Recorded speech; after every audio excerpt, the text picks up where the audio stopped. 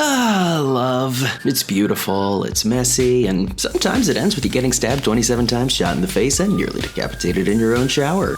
Yes, today we're talking about the murder of Travis Alexander by Jodi Arias, the woman who took toxic relationship to a whole new level and still thought she could get away with it, despite taking pictures of herself at the crime scene. And Travis, while murdering him. I know. Me too. Let's rewind. Our story starts with Travis Alexander, a 29-year-old Mormon motivational speaker who probably should have stuck to preaching about abstinence, but instead started his sex-fueled love affair with 27-year-old Jodi Arias one September night in 2006 when the two met outside of a Las Vegas Rainforest Café. Because nothing says love like meeting your future murderer next to an animatronic predator. Despite Jodi living in California and Travis living in Arizona, the two began dating, and 2 months into their relationship. 2 months into their relationship. And what I can only imagine was an effort to drown in red flags, Jodi converted to Mormonism and was baptized by Travis himself. To everyone's surprise, the holy water had its limits as the two spent the next year and a half cycling between dating and breaking up. Even when apart, unlike the good Mormons both of them had committed to being, the two would maintain their sexual relationship. After Travis broke it off with Jodi, she reportedly then moved to Arizona to be closer to him and allegedly did all the things any of us would do while trying to get an ex back. You know, watch him through his windows while he kissed other women, sneak into his house through a doggy door, and slash his car tires. Twice. On June 9th, 2008, some concerned friends entered Travis's Mesa, Arizona home and found his body in the shower. The man had 27 stab wounds, a gunshot to the forehead, and his throat was slit so deeply he was almost decapitated. The coroner himself described the scene as overkill. The scene was chaotic, and some notable things found included a bloody handprint on the wall, a shell casing, and most importantly, a digital camera that had been left behind in the washing machine. While washing it did damage it, unfortunately for Jodi, the memory card was perfectly fine and very, well, porny. But more on that in a sec. Shortly after the murder, Jodi continued her habit of making super good choices by calling the police herself and casually mentioning that she totally has a very real and not at all made up alibi and that she's happy to help in any way she can. So I wanted to offer any assistance that I might have. I was a really good friend of Travis. After her name came up several times when friends of Travis's were asked if there was anyone they'd suspect could do this, police brought her in for questioning. At first, Jodi denied being involved in the crime at all, so police left her alone in an interrogation room to think, and Jodi used this time to talk to herself, sing songs, and even do a headstand. You should at least done your makeup, Jodi, gosh.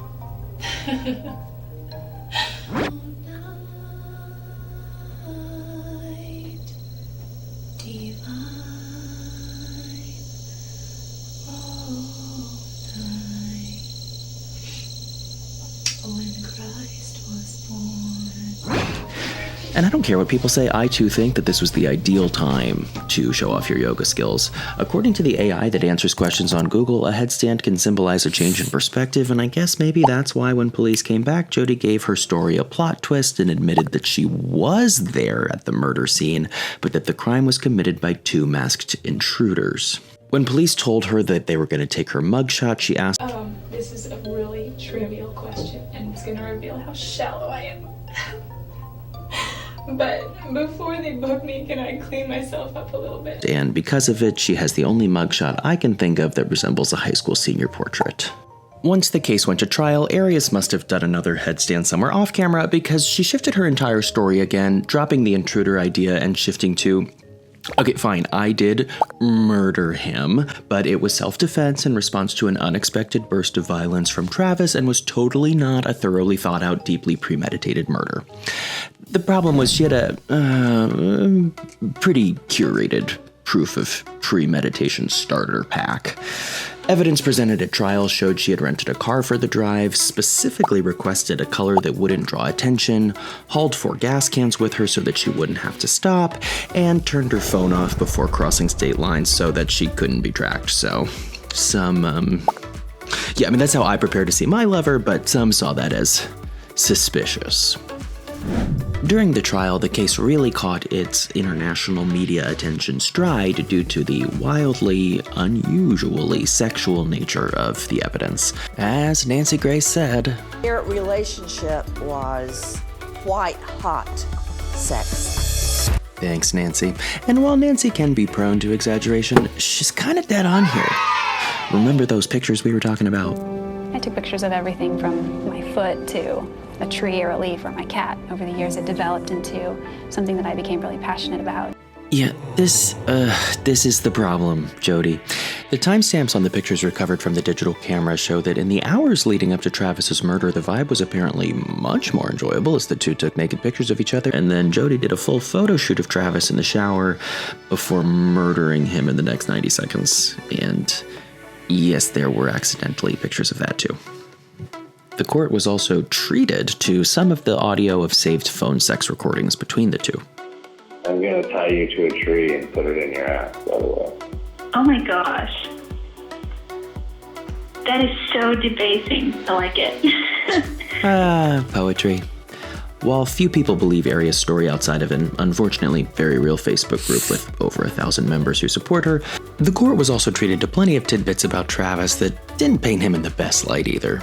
To highlight that Travis's relationship with Jodi was different than those he'd had with previous girlfriends, Jodi's lawyer ran some of Travis's favorite pet names for Jodi by one of Travis's exes at trial to see if it rang a bell.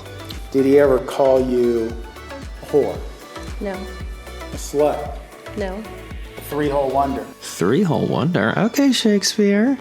Despite the massive amount of evidence stacked up against her, Jodi was jarringly confident, even telling Inside Edition, No jury is going to convict me.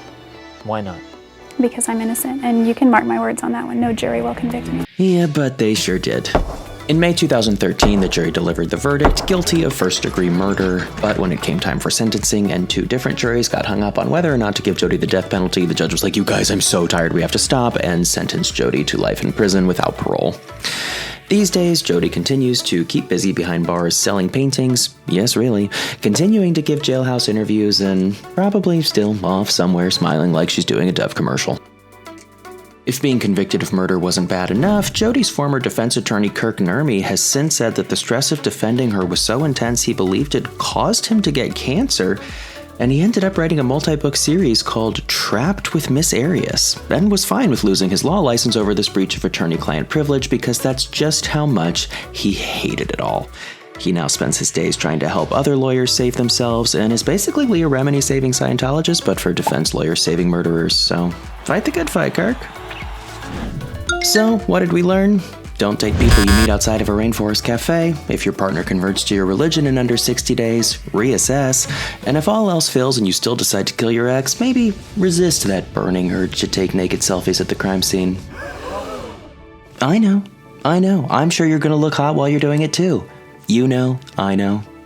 Let's let that be enough. P.S. If it's not already abundantly clear, I'm not a journalist or a detective. I'm just a guy who spent a weird amount of time on this video in pursuit of the belief that you should be able to hear everything interesting about a murder case in the same amount of time it takes you to eat a sandwich. Because, let's be honest, you're probably eating a sandwich and just watching this to avoid sitting alone with your thoughts.